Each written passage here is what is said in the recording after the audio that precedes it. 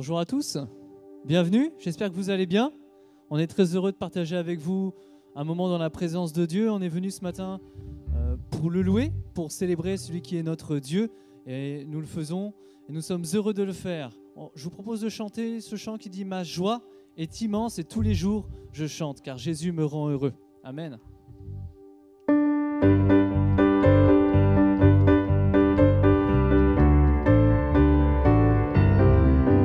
Ma joie est immense car j'ai l'assurance que mes péchés sont pardonnés.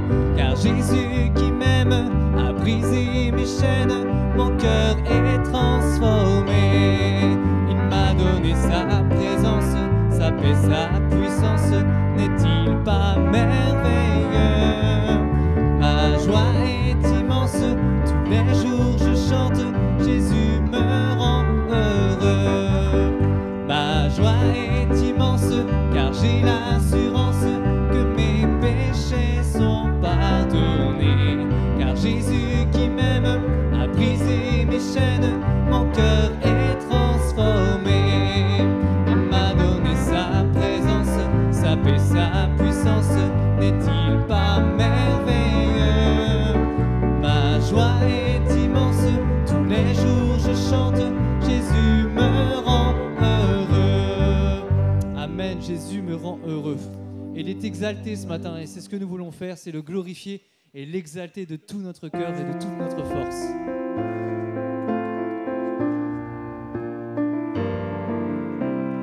Il est exalté, le roi est au-dessus des cieux. Je veux le louer, il est élevé, à jamais exalté, et je loue son saint nom.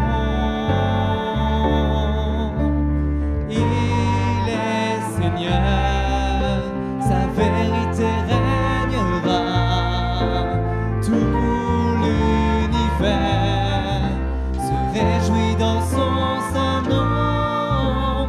Il est exalté, le roi est au-dessus des cieux.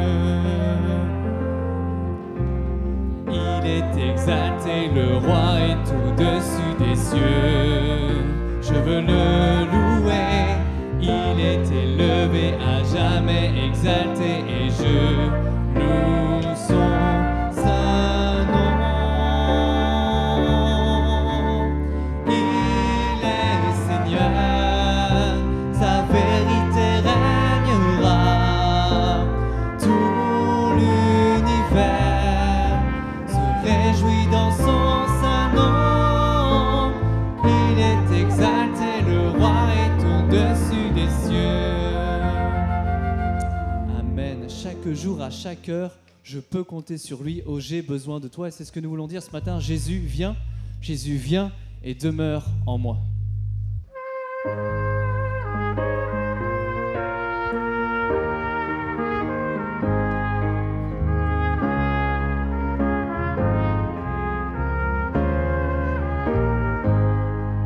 J'ai soif de ta présence, divin chef de ma foi.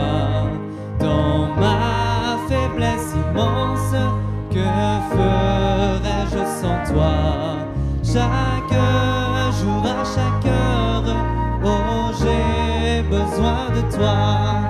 Viens Jésus et demeure auprès de moi. Des ennemis dans l'ombre rôdent autour de moi, accablé par le nombre, que ferais-je sans toi? Chaque jour, à chaque heure, oh j'ai besoin de toi. Viens Jésus et demeure auprès de moi. Pendant les jours d'orage, d'obscurité, d'effroi, quand faiblit mon courage, que ferais-je sans toi? Chaque jour, à chaque heure, oh j'ai besoin de toi. Viens Jésus et demeure auprès de moi. Jésus, ta présence, c'est la vie et la paix dans la souffrance et la vie à jamais. Chaque jour, à chaque heure, oh j'ai besoin de toi. Viens Jésus et demeure auprès de moi. Viens Jésus et demeure auprès de moi. Amen, amen. On va chanter encore un chant qui dit « Libre de nos chaînes ». Et pendant ce chant, les frères qui ont été désignés pour la Sainte-Seine vont pouvoir s'avancer. Et à la suite de ce chant, nous pourrons librement louer, glorifier celui qui est notre Seigneur.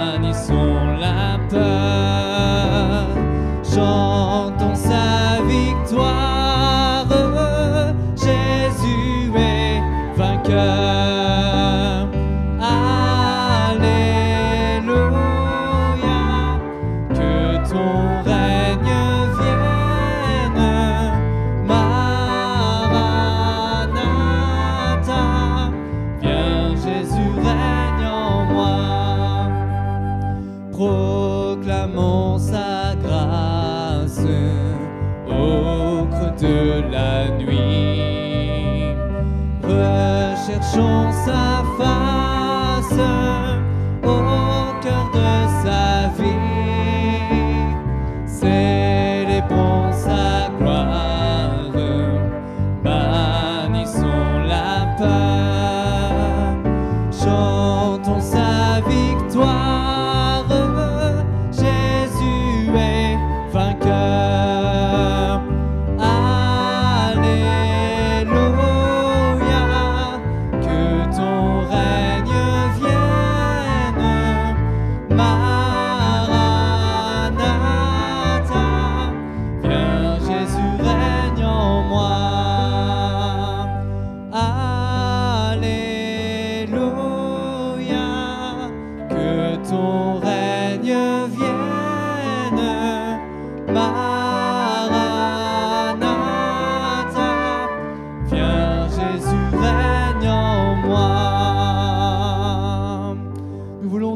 Seigneur, que tu puisses venir régner dans notre cœur parce que tu es le Dieu roi des rois, tu es celui qui est glorieux, nous voulons te célébrer. Sois béni notre Seigneur, Amen.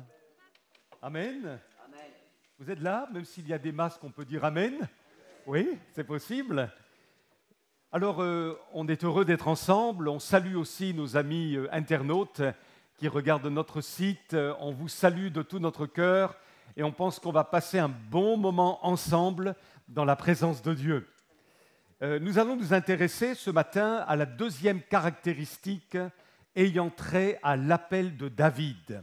Il y a de cela 15 jours, nous avons réfléchi sur la première caractéristique liée à l'appel de David, Dieu a porté ses regards sur un homme selon son cœur, David. Et l'appel de David a été lié à l'état de son cœur. C'est pourquoi l'apôtre Paul rend témoignage au sujet de David en disant dans le livre des Actes au chapitre 13, verset 22, « J'ai trouvé David, fils d'Isaïe, homme selon mon cœur, qui accomplira toutes mes volontés. » La deuxième caractéristique liée à l'appel de David, c'est que le regard des hommes diffère de celui de Dieu. On va le constater ensemble en ouvrant dans le premier livre de Samuel au chapitre 16. Le regard des hommes diffère du regard de Dieu. 1 Samuel chapitre 16. Il s'agit de l'appel de David.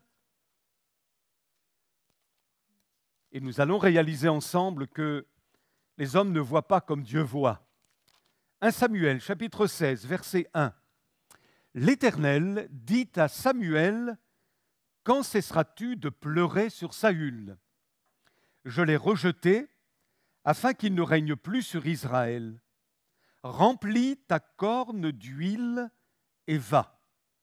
Je t'enverrai chez Ésaïe, Bethléemite, car j'ai vu parmi ses fils celui que je désire pour roi. » Samuel dit, « Comment irai-je? Saül l'apprendra, il me tuera. » Et l'Éternel dit, « Tu emmèneras avec toi une génisse, et tu diras, je viens pour offrir un sacrifice à l'Éternel. Tu inviteras Isaïe au sacrifice. Je te ferai connaître ce que tu dois faire, et tu oindras pour moi celui que je te dirai. » Samuel fit ce que l'Éternel avait dit, et il alla à Bethléem. Les anciens de la ville accoururent effrayés au-devant de lui et dirent, « Ton arrivée annonce-t-elle quelque chose d'heureux ?» Il répondit, « Oui, je viens pour offrir un sacrifice à l'Éternel. Sanctifiez-vous, venez avec moi au sacrifice. » Il fit aussi sanctifier Isaïe et ses fils, et il les invita au sacrifice. Et maintenant, il faudrait que toute notre attention soit retenue à partir de ce verset 6. Lorsqu'ils entrèrent, il se dit, donc Samuel le prophète se dit, en voyant Éliab, certainement, loin de l'Éternel est ici devant lui. Et l'Éternel dit à Samuel, ne prends point garde à son apparence et à la hauteur de sa taille, car je l'ai rejeté. L'Éternel ne considère pas ce que l'homme considère, l'homme regarde ce qui frappe les yeux, mais l'Éternel regarde au cœur. Isaïe appela Abinadab et le fit passer devant Samuel. Et Samuel dit, l'Éternel n'a pas non plus choisi celui-ci. Isaïe fait passer Shama. Et Samuel dit, l'Éternel n'a pas non plus choisi celui-ci. Isaïe fit passer 7 de ses fils devant Samuel. Et Samuel dit à Isaïe, l'Éternel n'a choisi aucun d'eux. Puis Samuel dit à Isaïe, sont-ce là tous tes fils? Il répondit, il reste encore le plus jeune, mais il fait paître les brebis. Alors Samuel dit à Isaïe, envoie-le chercher, car nous ne nous placerons pas avant qu'il ne soit venu ici. Isaïe l'envoya chercher. Or, il était blond, avec de beaux yeux et une belle figure. L'Éternel dit à Samuel, lève-toi, oins-le, car c'est lui. Samuel prit la corne d'huile, éloignit au milieu de ses frères. L'Esprit de l'Éternel saisit David à partir de ce jour, et dans la suite, Samuel se leva et s'en alla à Rama. Amen. Alléluia. Quel était le regard des hommes sur David? Quel était le regard du prophète Samuel? Quel était le regard du papa de David sur son fils? Quel était le regard de Saül? Quel était le regard de Goliath? Quel était le regard de son frère aîné, Éliab? Alors nous allons nous intéresser au regard de l'homme sur David. D'abord, le regard de Samuel. Samuel, qui est-il? Samuel est un vieillard. Il a à peu près 80 ans au moment du récit. Et l'on sait tous, en ayant lu la parole de Dieu, que Samuel, Le prophète est un homme d'expérience, un homme intègre, un homme qui a fondé une école de prophètes, un homme de prière par excellence, un homme qui a intercédé en faveur d'Israël, un homme persévérant et d'une grande influence spirituelle. Il a été aussi l'instrument pour oindre Saül, le premier roi d'Israël. Dieu lui a dit « Je t'enverrai un homme du pays de Benjamin, et tu l'oindras pour chef de mon peuple d'Israël. » La Bible décrit Saül à ses débuts plutôt de manière éloquente. Il est écrit au sujet de Saül, le premier roi d'Israël, qu'il était jeune et beau, plus beau qu'aucun des enfants d'Israël, les dépassant tous de la tête. Alors vous imaginez cet homme grand, de belle stature, d'une grande beauté, à tel point même que le prophète Samuel a été subjugué par la physionomie de Saül, et il dira lui-même au peuple, « Voyez-vous, celui que l'Éternel a choisi, il n'y a personne dans tout le peuple qui soit semblable à lui. » Alors quand il s'est agi d'oindre le deuxième roi d'Israël, Samuel a tout de suite pensé que celui-ci devait être d'une belle prestance, d'une belle stature, à l'image de Saül, pour occuper le trône. Et c'est pourquoi Samuel, lorsque les fils d'Isaïe sont venus se présenter à lui, lorsqu'il a vu le premier des fils, le fils aîné, en la personne d'Éliab, Samuel s'est dit « Waouh ! Éliab, une belle stature, un beau gars. Oh, c'est lui, assurément, qui va être oint pour être le deuxième roi d'Israël. » Mais le Seigneur lui a répondu une chose étonnante. « Ne te laisse pas impressionner, Samuel, par son apparence physique et sa taille imposante, car ce n'est pas lui que j'ai choisi. » Et Dieu dit, « Je ne juge pas de la même manière que les hommes. L'homme ne voit que ceux qui frappent les yeux, mais l'Éternel regarde au cœur. » Ce qui veut dire en clair que Samuel, malgré son expérience, malgré sa relation authentique avec Dieu, s'était laissé prendre au piège des apparences. Il s'était laissé séduire quelque part. Or, les apparences sont trompeuses et séductrices. Alors, n'accusons pas Samuel trop rapidement, parce que quelque part, vous et moi, nous pourrions rapidement tomber dans le même piège des apparences séductrices. Et voyez-vous, c'est subtil.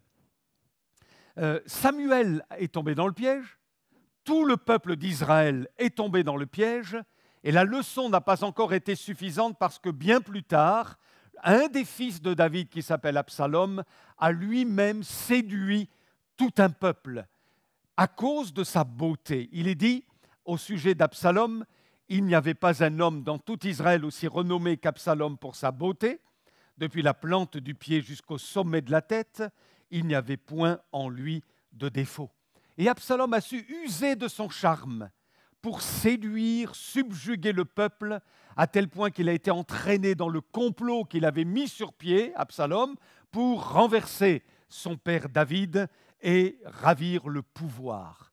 Les apparences sont trompeuses. J'ai lu dernièrement qu'en 2004, en Thaïlande, la fleur la plus grande du monde s'est ouverte.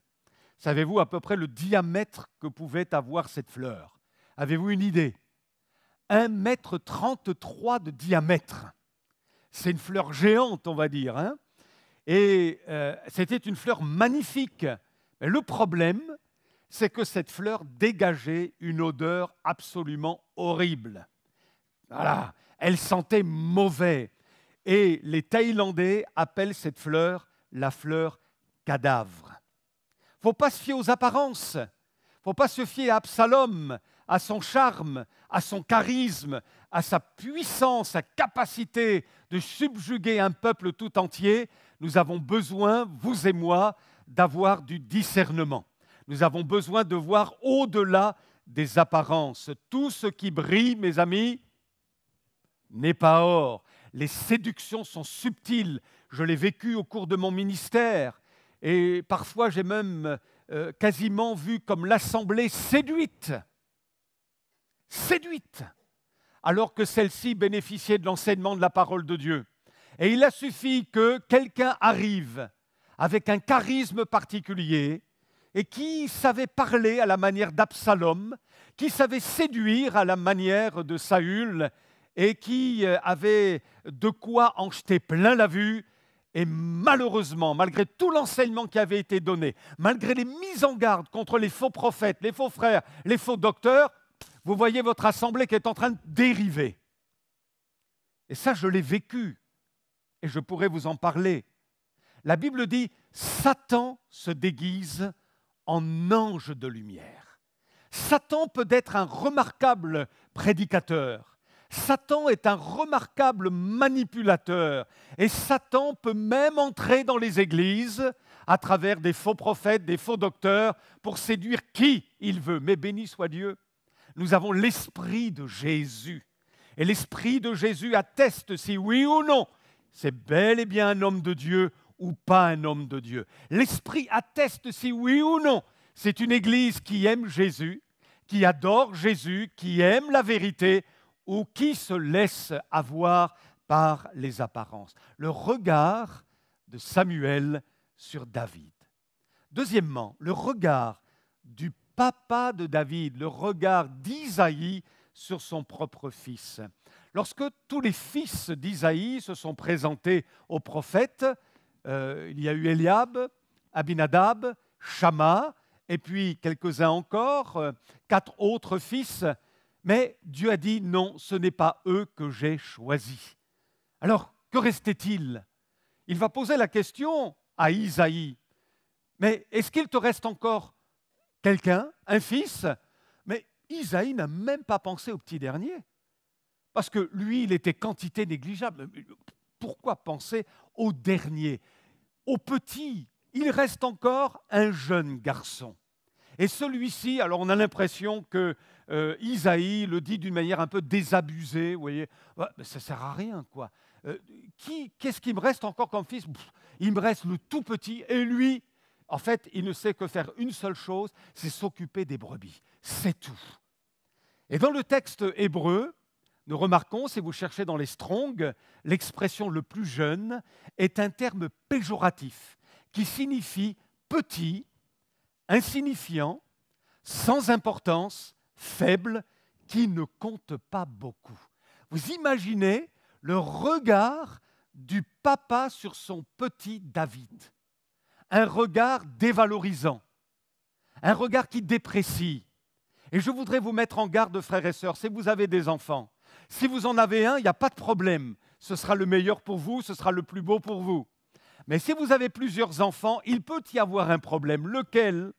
C'est que vous placiez votre préférence sur le meilleur, à vos yeux, sur celui qui réussit à l'école, sur celui qui a une belle situation, sur celui qui a réussi au plan familial, qui s'est bien marié, qui a lui-même des enfants. Alors celui-ci a tous les honneurs, il est votre fierté quelque part. Il est votre vitrine. Et donc, vous donnez votre préférence sans vous en rendre compte à ce fils préféré, à cette fille préférée. Mais s'il y a parmi vos enfants quelqu'un qui n'a pas réussi, quelqu'un qui s'est mal marié, peut-être qui a même divorcé, quelqu'un qui ne s'est même pas encore converti, quelqu'un qui finalement n'a pas été, qui n'a pas marché pour votre gloriole, eh bien, sans vous en rendre compte, vous pouvez porter le même regard que Isaïe, sur son fils David. Il faut faire très attention. Un jour, mon deuxième fils, qui n'était pas encore converti, m'a dit ceci, c'est sorti de son cœur. Il m'a dit, mais j'ai l'impression, papa, que tu préfères Grégory, parce que lui, il aime le Seigneur, parce que lui, il est converti, parce que lui, sert le Seigneur, et pas moi. Et vous voyez, il sentait quelque part que j'avais des conversations spirituelles avec mon aîné, il y avait un échange, le courant passait, mais lui, le deuxième, parce qu'il n'était pas converti, il se sentait rejeté. Et je ne m'en rendais même pas compte. Et il a fallu que la chose sorte, il a fallu que je le sache, pour que tout à coup, je réalise que là, je commettais une erreur. Voyez comme quoi on peut se laisser surprendre par les apparences. Voyez, il faut avoir un regard qui soit un regard selon le regard de Dieu. Quel était le regard maintenant du frère aîné de David, Eliab? Alors que David se rend d'une manière providentielle sur le champ de bataille réunissant l'armée d'Israël qui était conduite par Saül et l'armée philistine, l'armée des Philistins qui était conduite par Goliath. David donc arrive sur ce champ de bataille et lui, son père lui a demandé d'aller simplement pour donner de la nourriture à ses frères, pour prendre quelques nouvelles. Et lorsque Eliab, le frère aîné donc de David, le voit, il lui dit, mais alors, animé d'une grande colère, lui dit, mais qu'est-ce que tu fais là? Pourquoi tu es descendu ici? Et qu'as-tu fait des brebis? Et il va dire, voyez le regard d'Eliab sur son petit frère, je connais ton orgueil. Mais dites-moi, est-ce que vraiment David était orgueilleux? Dieu ne le voyait pas du tout comme cela. Mais le regard d'Eliab était un regard faussé. On peut avoir un regard faussé, bien-aimé, sur un frère, sur une sœur, sur un pasteur, sur votre pasteur ici même présent. On peut avoir un regard faussé. Tout comme Eliab a eu un regard faussé sur son petit frère. Je connais ton orgueil et la malice de ton cœur, et c'est pour voir la bataille que tu es descendu. Un auteur chrétien a écrit ceci à propos de ce récit. Pour ses proches et pour tant d'autres, David était étiqueté, catalogué, classé, rangé parmi les choses folles, faibles, basses et méprisées, celles qui ne sont rien aux yeux du monde. Que le Seigneur dépose sur notre regard son divin collier. Alléluia. Le regard de l'homme diffère du regard de Dieu. Dieu ne voit pas les choses comme nous, peut-être, nous pouvons les voir. Et puis il y a le regard de Saül. Là encore, sur le champ de bataille, alors que Goliath ne cesse d'haranguer le peuple d'Israël, de se moquer de lui lancer des défis, et tout Israël est dans la crainte, Saül y compris, lui qui aurait dû confronter Goliath. Il a autant peur que les autres soldats. Et David, 17 ans, il est là, et il dit au roi, il dit à Saül, « Mais moi, j'irai combattre Goliath. » Alors vous imaginez Saül de sa hauteur, qui regarde le petit David, le petit jeune de 17 ans, avec sa baby face, voyez, le visage genou là. Mais tu ne peux pas aller te battre avec ce Philistin, car, voilà le regard de Saül sur David, tu es un enfant.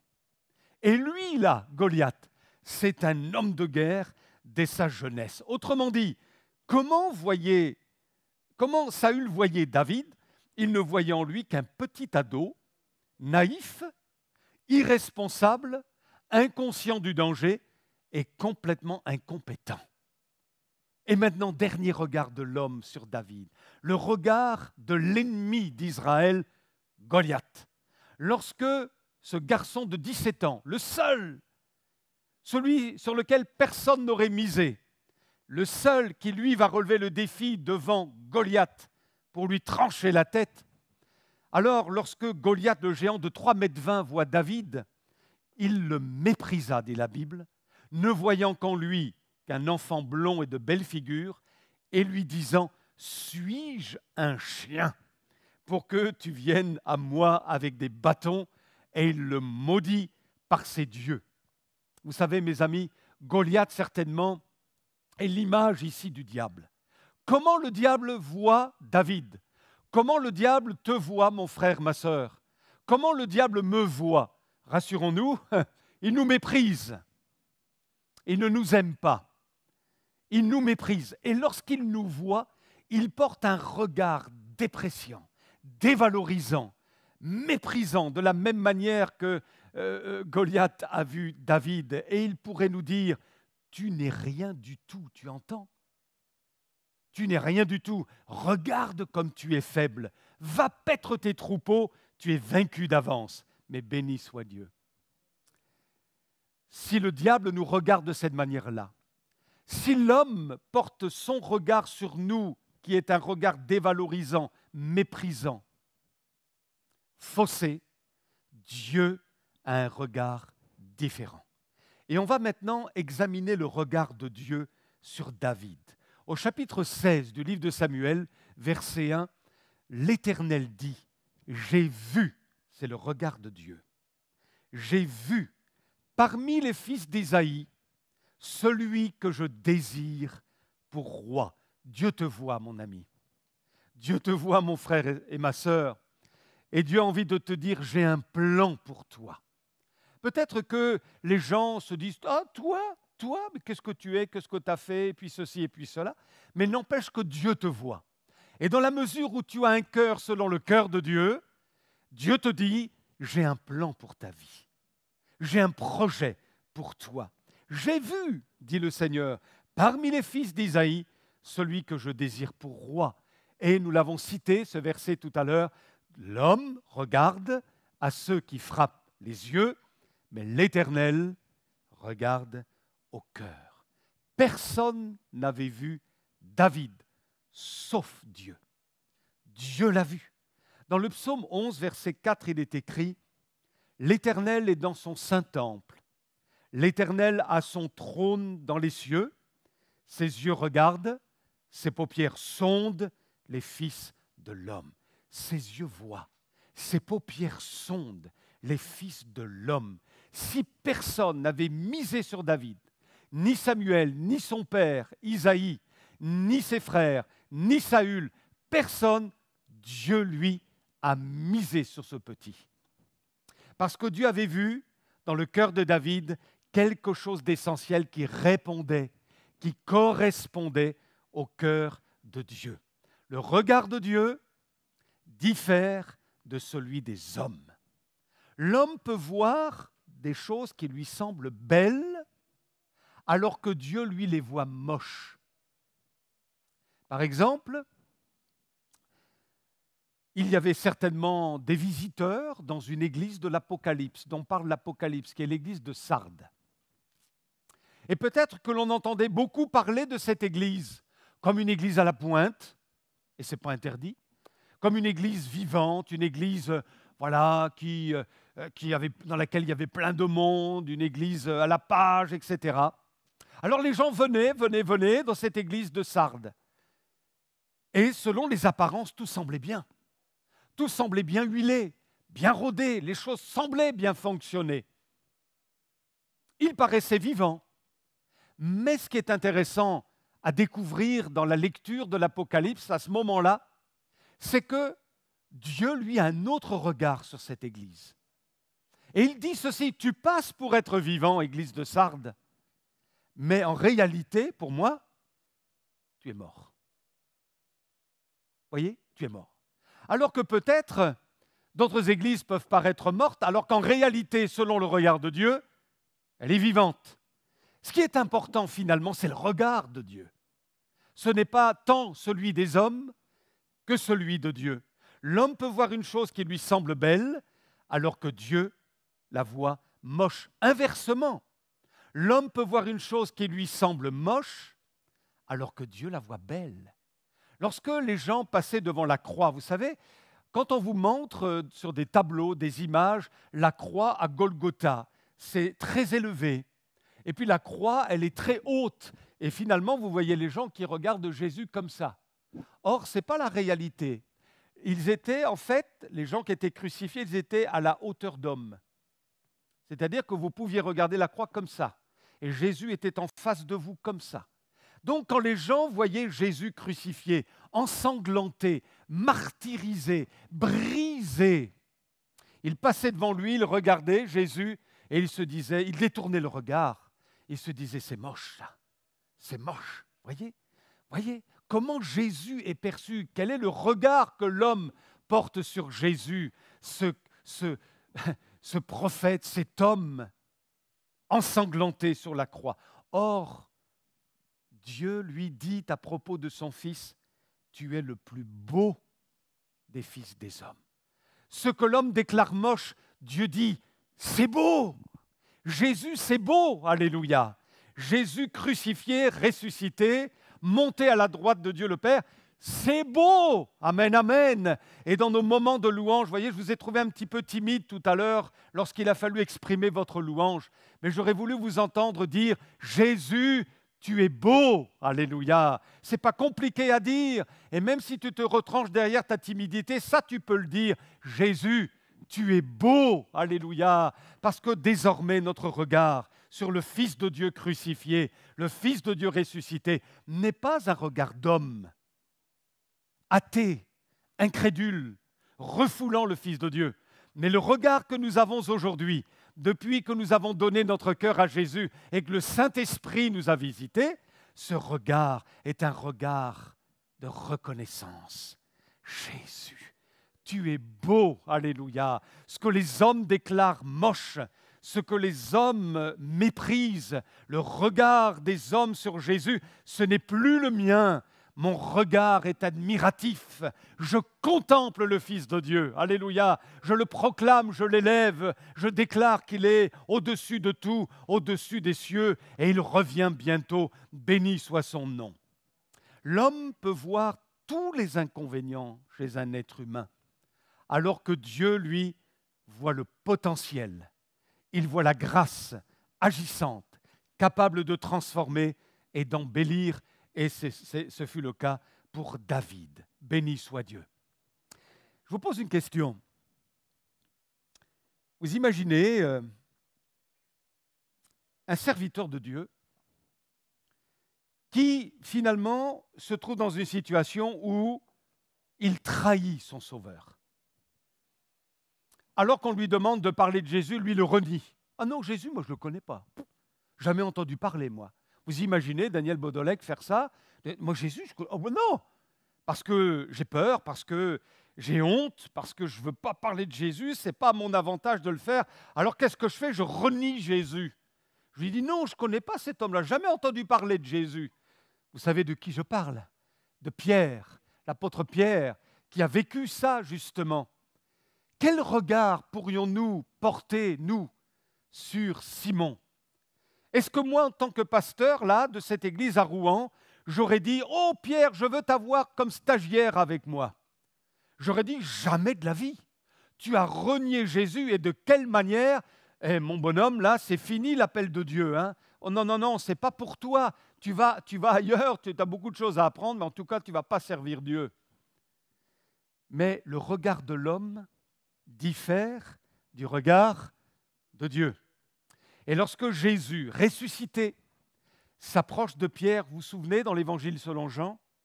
Pierre, m'aimes-tu? Oh, question. Est-ce que tu m'aimes? Tu sais bien que je t'aime, Jésus. Tu sais bien que je t'aime. Paie mes brebis, paie mes agneaux. Mais quel est le responsable spirituel qui aurait dit ça à Pierre? Dites-moi un peu. Il n'y en a pas un au monde, mais Jésus l'a fait. Pourquoi? Parce que le regard de Jésus sur celui qui venait de le trahir était un regard de foi. Un regard de foi. Et Jésus voyait en Simon-Pierre, celui qui venait de le trahir, le futur homme de Dieu, qui allait prêcher la parole de Dieu, aux Juifs notamment, qui allait guérir des malades, qui allait chasser des démons, qui allait annoncer les lois du royaume de Dieu. Jésus l'a vu. Et c'est pourquoi, d'une manière prophétique, il va lui dire « Paie mes brebis, paie mes agneaux, occupe-toi de mon Église. » Alléluia. Ce qu'aucun homme aurait dit au sujet de Simon, Pierre, Jésus l'a dit. Quel est le regard que nous avons, frères et sœurs, sur les uns et les autres? Quel est le regard que nous avons sur quelqu'un qui est parti de l'Église, qui a abandonné la foi, qui a trahi le Sauveur? Quel est le regard que nous avons sur les petits, sur les aînés? Quel est le regard que vous avez sur votre propre pasteur? Quel est le regard que nous avons? Est-ce un regard faussé? Est-ce un regard selon les hommes? Ou est-ce un regard selon Dieu? Et ça fait toute la différence. Toute la différence. Et je vous invite à avoir le regard de foi. Là où peut-être règne la mort, la foi va prophétiser sur cette vallée d'ossements desséchés pour communiquer la vie. C'est le regard de foi. Dans toutes sortes de situations, aussi difficiles et douloureuses soient-elles, si vous avez un regard de foi, ça va tout changer. Béni soit Dieu. Peut-être que vous vous dites en ce moment, je suis isolé, je suis seul, je ne suis pas marié, je n'ai pas d'enfant, je n'ai pas de travail, je suis méprisé, je suis déconsidéré, je ne peux pas faire ceci, je ne peux pas faire cela. Ayez un regard de foi et proclamez que Dieu peut tout. Alléluia. Pour autant que vous ayez un cœur selon son cœur et que vous ayez soif de voir le royaume de Dieu avancer, le Seigneur ne vous laissera pas, il ne vous abandonnera pas, il ne vous oubliera pas. Béni soit le nom de Jésus, notre merveilleux Sauveur. Un regard faussé, un regard selon les hommes et le regard de Dieu. Il y a de cela à peu près maintenant, plus de 20 ans, vous savez, je pense, moi, qu'on peut progresser dans sa manière de voir les choses. Je ne sais pas si vous êtes d'accord avec moi. Mais je pense que c'est important. Alors, je sais que certains n'aiment pas le mot « évoluer ». Enfin, moi, je persiste et je signe, je dis qu'on peut évoluer dans sa manière de penser. Et à cette époque-là, j'étais assez formaté dans ma façon de voir les choses, vous voyez. Alors, j'avais changé d'église, le Seigneur avait conduit les choses, je me suis allé dans une certaine église où c'était un peu différent de ce que j'avais connu. Et il y avait là notamment une sœur relativement bien engagée dans l'œuvre de Dieu, mais cette sœur-là ne correspondait pas aux normes qui étaient les miennes, au plan vestimentaire, au plan look, vous comprenez ?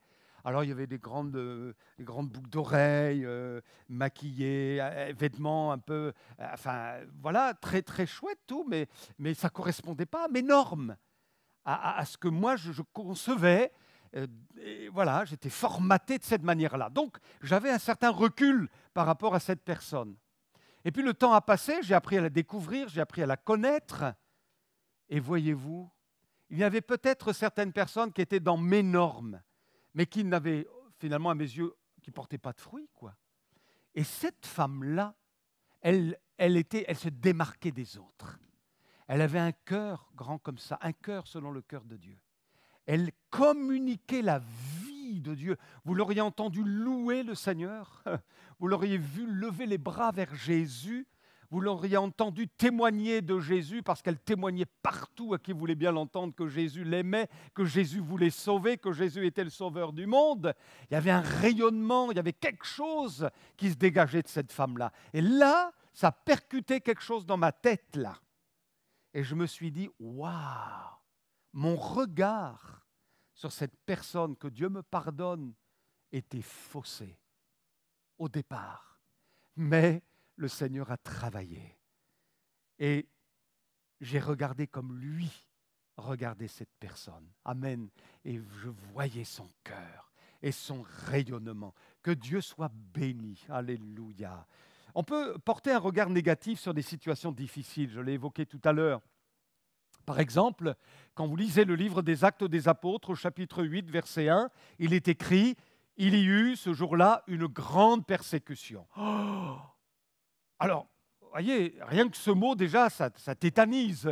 Une grande persécution, on se dit « Ouah, Seigneur, interviens, s'il te plaît, fais quelque chose. Tu ne peux pas laisser ton église comme ça, fais quelque chose. » Alors, on continue la lecture. Il y a une grande persécution contre l'église de Jérusalem. On se dit « Est-ce que ça vient du diable ?» Et tous, excepté les apôtres, se dispersèrent. « Ouah, vous vous dites, c'est la catastrophe, il n'y aura plus d'église à Jérusalem. » Ils se dispersèrent, excepté les apôtres, dans les contrées de la Judée et de la Samarie. Et là, vous vous dites, waouh, le regard qu'on peut avoir sur ce moment de persécution, si c'est un regard seulement humain, ben c'est un échec. Ça y est, le diable a eu raison de l'Église à Jérusalem, et il les a tous dispersés. Mince Seigneur, fais quelque chose. Mais nous continuons la lecture au chapitre 8 des Actes, et nous arrivons au verset 4. Et il y dit ceci, comme pour nous encourager, ceux qui avaient été dispersés allaient de lieu en lieu, annonçant la bonne nouvelle de la parole. Et voyez, notre regard change du coup. On se dit au début, oh mince, persécution. Et ensuite, on se dit, mais merci Seigneur, parce qu'à travers cette persécution, même si c'est très difficile à vivre, n'empêche que tu as promu l'évangélisation. Tu as favorisé l'expansion de ta parole, la délivrance de la parole de Dieu. Dans toutes les contrées, tout autour de Jérusalem, le message a pu être annoncé parce que tu as dispersé ton peuple. Béni soit Dieu. Considérez, frères et sœurs, tout ce par quoi vous passez qui est difficile, regardez-le différemment. Considérez-le différemment. Dieu peut s'en servir. Le Seigneur a peut-être un enseignement à vous donner. Il a quelque chose à façonner en vous au travers de ces choses douloureuses, difficiles à vivre. Ayez un regard différent sur ce que vous traversez. Béni soit Dieu. En tous les cas, je vais bientôt conclure. Ce qui est important, je l'ai souligné tout à l'heure, c'est que c'est le regard de Dieu qui prévaut. Amen. Quelqu'un peut dire à Billy Graham, bien qu'il soit au ciel maintenant, « Ah Billy, mon regard sur toi est vraiment excellent. Tu es un grand homme de Dieu. Vraiment, ah Billy, vraiment formidable. » Mais je suppose que Billy Graham, ça ne lui suffisait pas du tout, ça. Ce qui était important pour lui, c'était le regard de son maître. Et je suis persuadé, bien que je n'ai pas connu Billy Graham, je n'ai pas eu ce privilège, mais je suis persuadé que le regard de Dieu sur cet homme était un regard de bienveillance et de grâce. C'est ça qui est important.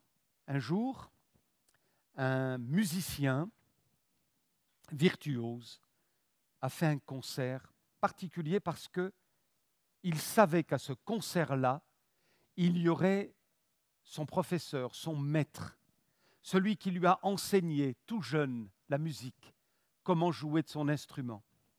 Et il devait être présent à ce concert, mais il n'avait pas informé le musicien du lieu où il se situerait. Alors, le virtuose a fait son concert, tout s'est bien passé, et cela a occasionné beaucoup d'applaudissements à la fin du concert. Mais ce qui importait pour ce musicien, ce n'était pas tant les applaudissements et le regard qu'avait tout l'auditoire sur lui. Ce qui importait, c'était le regard de son maître. Alors il regardait partout pour voir où il était, et il a aperçu son professeur. Et il a vu son professeur hocher la tête d'une manière positive, comme ça, et sourire. Et il s'est dit, mon maître est content. Mon maître est content de ma performance. C'est ça qui importe pour moi. Gloire à Dieu. Il aurait pu avoir toutes sortes d'ovations, d'applaudissements, mais si le maître avait désapprouvé le jeu de son élève, c'était raté. Vous êtes d'accord avec moi? Ce qui était important, c'était l'approbation du maître. Et pour nous, c'est pareil. Que les hommes nous ovationnent, que les hommes nous applaudissent, c'est une chose, ce n'est pas désagréable pour autant, mais ce n'est pas là l'essentiel. Il faut que ce soit le maître qui dise « c'est bien, bon et fidèle serviteur, entre dans la joie de ton maître. » Alléluia. Je conclus en vous rappelant qu'il y a 15 jours, quand on a commencé nos études sur David, je vous ai parlé d'un verset consigné dans l'épître de Paul aux Romains, chapitre 5, verset 17, qui sera pour nous comme un fil d'or, qui va nous accompagner dans le cadre des études sur David. Et je voudrais que ce verset, vous l'appliquiez dans votre vie, comme je veux l'appliquer dans la mienne. Et voyez-vous, depuis que je réfléchis là-dessus, quasiment tous les jours maintenant, je cite ce verset devant Dieu et je me l'approprie. Il faut vivre la parole comme ça. C'est une arme. Appropriez-vous un verset biblique pour la semaine, pour le mois, pour l'année, pour votre vie. Il y a des versets qui feront toute la différence. Par exemple, je l'ai cité mercredi soir à l'occasion de l'étude sur l'épître aux Philippiens, je dis, voyez, pour moi, j'ai un verset que j'applique à toute ma vie. C'est le verset de ma vie, si vous voulez. Philippiens chapitre 1, verset 21. Tous ensemble? Ce verset dit, Christ est ma vie. Vivre, c'est le Christ, selon une autre version. Christ est ma vie. C'est le verset de ma vie. Et je me le suis appliqué, j'ai dit, Seigneur, ma vie, c'est toi. Jésus, tu es ma vie. C'est le verset de ma vie. Et je vous invite aussi à ce qu'il soit le verset de votre vie. Et puis pour cette année, par exemple, j'ai un autre verset qui est consigné, je crois, dans le livre des Actes des Apôtres, où il est question de temps de rafraîchissement. J'enverrai des temps de rafraîchissement. Je dis, c'est le verset pour l'année, là, où Dieu va envoyer sur son Église des temps de rafraîchissement. Alors faites comme ça. Prenez un verset de la parole de Dieu pour une semaine, pour un mois, pour une année, pour votre vie, de telle sorte que la parole devienne vivante, qu'elle s'incarne en vous et que vous la viviez. Alléluia. Alors je reviens à Romains 5, 17. Ce texte dit, je raccourcis le verset, ceux, Romains 5, 17, qui reçoivent l'abondance de la grâce et du don de la justice, ils régneront dans la vie par le seul Jésus-Christ. Ça vous dit quelque chose? Ça vous percute? Ils régneront dans la vie par le seul Jésus-Christ. Qui veut être esclave dans cette vie? Est-ce qu'il y a des mains qui se lèvent? Esclave de la dépression, du découragement, du péché, esclave de toutes sortes d'addictions, esclave de l'amertume, de la rancune, esclave de blessures, esclave de pessimisme, esclave de nostalgie, esclave de légalisme, esclave. Qui est preneur pour être esclave en ayant la foi en Jésus? Aucune main se lève, vous faites bien. Maintenant, qui veut régner dans la vie par le seul Jésus-Christ? On est d'accord? C'est ce à quoi nous sommes appelés. David a régné avec Dieu parce que Dieu régnait dans son cœur. Et voyez-vous, frères et sœurs, appliquez-vous ce verset. Ils régneront dans la vie par le seul Jésus-Christ. Dieu veut que tu règnes dans la vie. Amen. Dieu veut que tu règnes sur le pouvoir du péché et que tu le détruises. Alléluia. Dieu veut que tu règnes sur les mauvaises pensées. Alléluia. Tu les détruises. Tu es au-dessus. Gloire à Dieu. Dieu veut que tu règnes dans la vie. Ce n'est pas aux circonstances de t'engloutir, aux difficultés de t'envahir. Ce n'est pas au diable de te vaincre, au péché de te détruire. Mais en Jésus, nous sommes appelés à vivre, à régner dans la vie. Amen. Je veux régner. Alors, depuis quelque temps, maintenant, tous les jours, je dis, Seigneur, je veux régner avec toi dans ma vie, de telle sorte que, quelles que soient les circonstances, rien ne puisse m'engloutir, avoir d'impact dans mon cœur, si ce n'est toi seul. Je règne dans la vie par le Seigneur Jésus-Christ. La parole, elle se proclame. Proclamez-le, alléluia, avec foi, de telle sorte que vous alliez tous de l'avant. Alors, mes amis, pour régner dans la vie avec Christ, il faut être un homme, une femme selon son cœur. Deuxième point, pour régner dans la vie, demandons à Jésus d'avoir son regard. Non pas un regard trop terrestre, trop humain, mais le regard de Dieu sur les circonstances, sur notre prochain, sur celui-ci, sur celle-là. Le regard de Dieu, c'est le vrai regard. C'est celui qui fait toute la différence. Que Dieu nous aide. Amen. Qu'il vous bénisse, qu'il nous bénisse, qu'il bénisse nos amis internautes aussi, que le Saint-Esprit agisse pour chacun de nous et qu'il nous donne d'aller de l'avant. Amen. On prie ensemble. Merci Seigneur pour ces moments. Merci pour la vie de David qui nous instruit, qui est inspirante pour nous aujourd'hui, bien que David a vécu quelques 3000 ans avant nous, mais Seigneur, ta parole est la vérité, elle ne vieillit pas. Nous te louons, Seigneur, d'avoir porté tes regards sur celui sur lequel personne ne pensait, personne n'avait misé. Seigneur, peut-être que c'est le cas pour nous aussi. Personne ne pense à nous, personne ne mise sur nous. Mais toi, tu vois notre cœur. Et nous voici, Seigneur, pour te servir. Nous voici pour nous rendre utiles entre tes mains. Nous voici pour être bénissants pour notre prochain, pour notre génération. Merci, Seigneur, de nous donner le regard juste non pas un regard faussé comme celui des hommes, mais le regard de Dieu sur les situations. Seigneur, nous avons besoin de toi. Mets sur nos yeux un divin collier, que le Saint-Esprit, alléluia, nous donne d'aller au-delà des apparences et de voir les choses comme toi tu les vois. Nous te le demandons en Jésus notre Sauveur. Amen. Amen. Merci au Seigneur pour sa parole, pour la prédication qui a été donnée. Notre réunion va toucher à sa fin. On va chanter encore un chant, si vous le voulez bien. Si vous pouvez vous lever à votre place. Ce chant qui dit « Dieu est bon en tout temps ».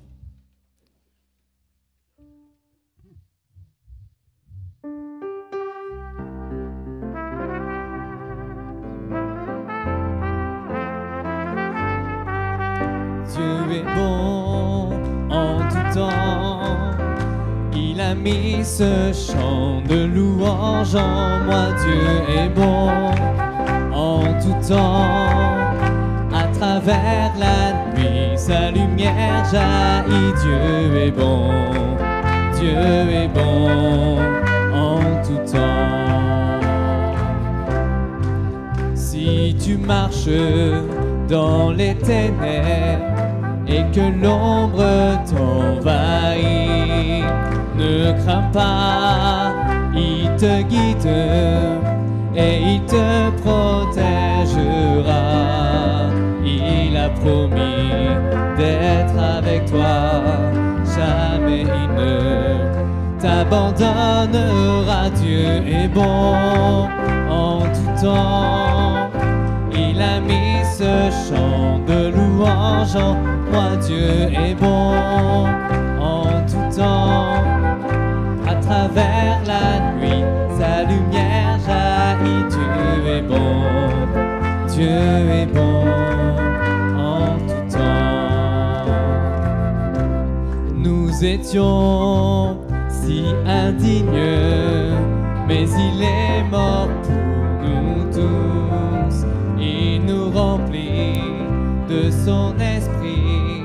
Maintenant nous déclarons que son amour dure à jamais et ses bontés pour l'éternité. Dieu est bon en tout temps, il a mis ce chant de louange en moi. Dieu est bon en tout temps, à travers la nuit, sa lumière jaillit.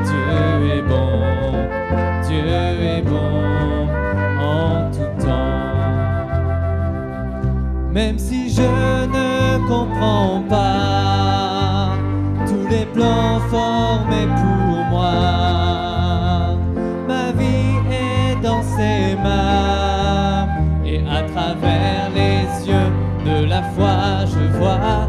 Dieu est bon en tout temps, il a mis ce chant de louange en moi. Dieu est bon en tout temps, à travers la nuit, sa lumière jaillit. Dieu est bon en tout temps. Amen. Vous pouvez prendre place, on va laisser la place pour quelques annonces.